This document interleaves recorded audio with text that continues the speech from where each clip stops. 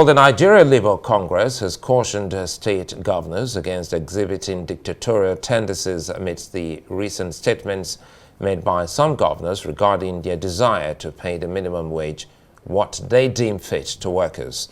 In a statement, NLC's spokesperson Benson Upah said the position of the governors is not only dictatorial, but also undermines the very essence and the model adopted for creating a national minimum wage in Nigeria. The NLC spokesperson stressed that the concept of a national minimum wage is not arbitrary, adding it is a baseline below which no worker in the law should be paid. He said minimum wage is a collective agreement and that the governor's demand to unilaterally determine that negates this principle and threatens the welfare of Nigerian workers and the national economy. Well, the head of media of the Nigeria Labour Congress, Benson Upah, joins me now to speak more on this. Good to see you, Benson. And well, you've been speaking on this, and well, quite frankly, the governors have spoken again. This is not the first time. They're still insisting that what they can afford is not even close to what the federal government has presented before Labour. Well, it's a privilege to be here with you this evening.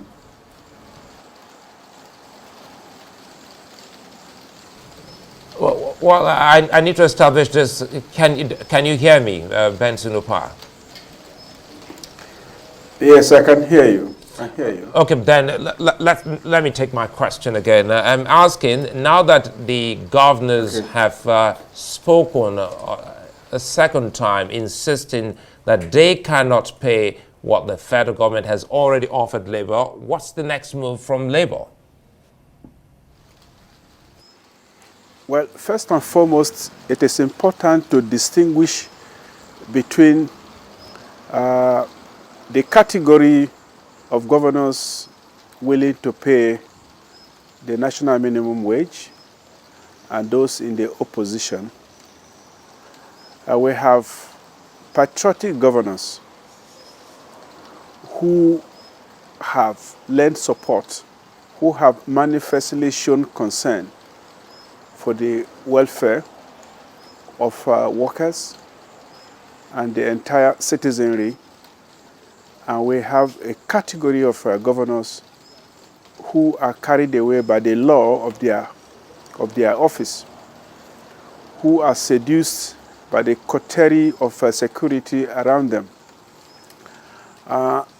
We speak openly against the position taken by the latter, who now act impudently, dictatorially, saying that they will pay what they can pay.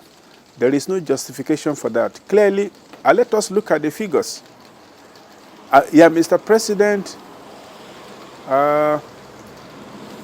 has ensured that the figures that they share, or the monies that they share at the Federal Allocation Committee, whatever it's called, has moved from 700 billion to 1.2 trillion. There has been no indication that this enhanced money going to the governors or the state governments, that there is a commensurate quality of life of the citizenry. For the governors, it is a kill. It is an opportunity. It is a wolf money. Life goes on as usual. So we find it curious that with this additional money coming to them, that they cannot pay workers' wages, basic national minimum wage. And these governors often mischievously, deliberately create the impression that a pay structure, a uniform pay structure is being imposed. Far from it. The national minimum wage has nothing to do with the pay structures that the 36 states pay. The logic and concept of a national minimum wage is the barest level below which no worker in the law is allowed to pay.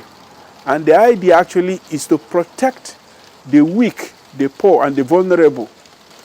The states are allowed to pay anything they want after that. Okay?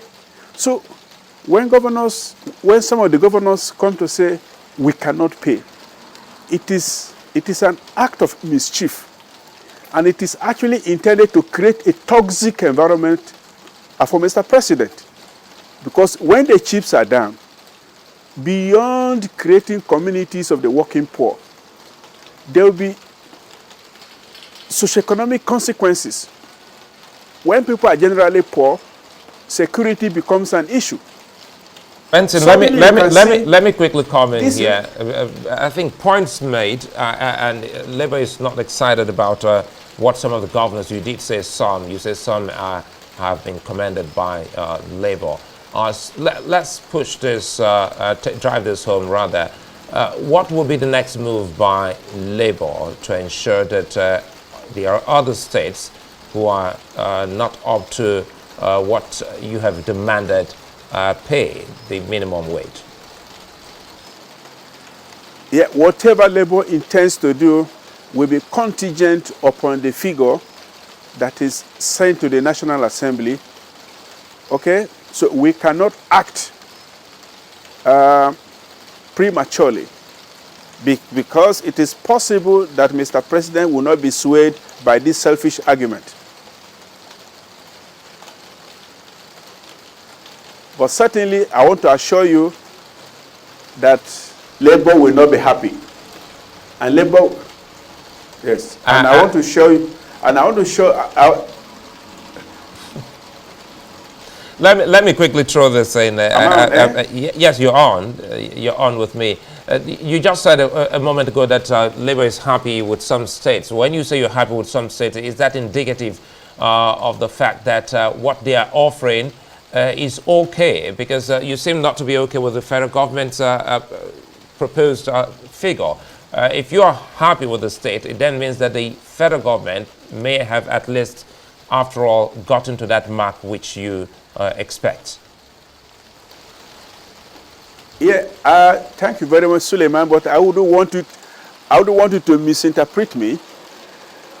We are happy with some state governors based on certain indices. First, what they have been doing preceding the commencement of the process of this new national minimum wage. Two, their pronouncements after this process, because some have come out openly to say, we will pay whatever the government announces. So you could see that it will be inappropriate to lump all the governors together. In fact, some went on to demonstrate, and I'm going to cite the example of Mr. Obaseki of Edo State, who even when the process was going on said, look, I'm going to pay 70,000. Whatever is subsequently agreed upon, I will pay. We have governors, we have other governors in this category. And we also have governors who are on a trenchant mode. In their own estimation. So, in closing, workers are not deserving. Benson Upah, in closing on this very important conversation, you say Labour will come up with something in reaction to what the governors have said. Is that? We have issued a statement condemning the dictatorial tendencies of some of the governors. I will also want to use this opportunity to say that this very category of governors constitute a threat to our democracy, and it is quite obvious. They are not satisfied All right. with wait, just allow me to speak. They are not satisfied with, with cornering the resources of local governments, holding hostage the state judiciary and the state House of Assembly, and violating all the rules that prevent the state electoral commissions from conducting free and fair elections. They now want to pauperize workers. They constitute the greatest threat to our democracy, and they should be told. Well, that said, it's a place for us to say thank you for your time as always, Benson Upah, for coming on Newsnight.